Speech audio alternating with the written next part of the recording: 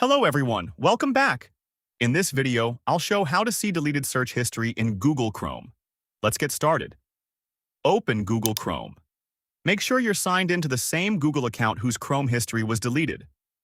Open a new tab. Click your Google account profile icon in the top right corner.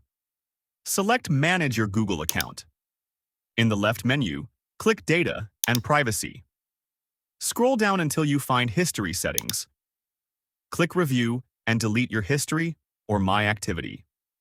The Google My Activity page will open. Scroll down to view your previous activity. To find specific deleted history, click Filter by Date and Product.